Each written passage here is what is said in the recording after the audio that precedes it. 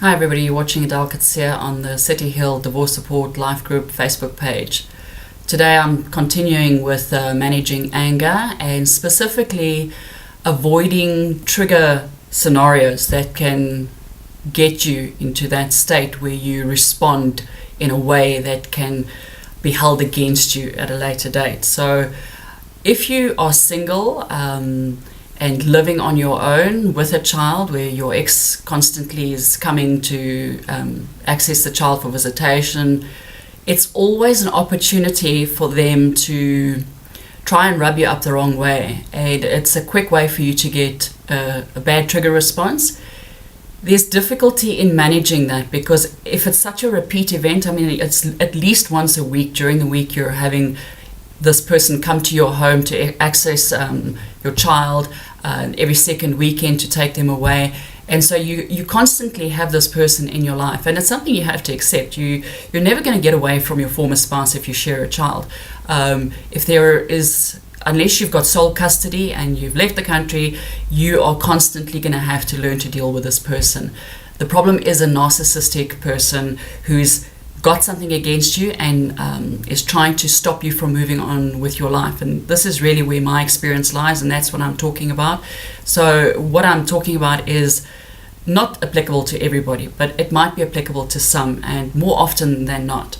I sat in court the one day and spoke to this woman, and it was my first year in children's court, and she was telling me that she'd been there for 10 years. 10 years they had been going through this process, and I sort of made a commitment to myself that that would not be me. I was not going to be the person who would get triggered to repeatedly have to be in a situation that I didn't want to be in. So there's different ways to manage that, and one of the ways that I found to avoid the triggers was to have somebody with me when there was an access opportunity. When you live on your own, it's very often there's no witnesses. It's so easy for the person to lay a charge against you, but it's so difficult for them to prove the charge because there is no witness. However, you can lay a charge. It doesn't cost him anything to lay the charge, and you have to go to court. It's a process that you have to go through. You have to respond. They have to investigate. That's just the way the law works.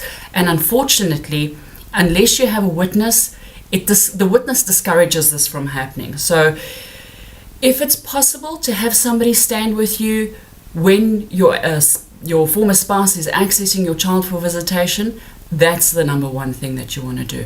If it's not possible, there are other scenarios that you're going to have to look at, like maybe if you're living in a complex, your gate security. Issues always arise when you're on your own, and that's where your most trigger events are going to happen as well. But we'll continue tomorrow. Bye. Thank you.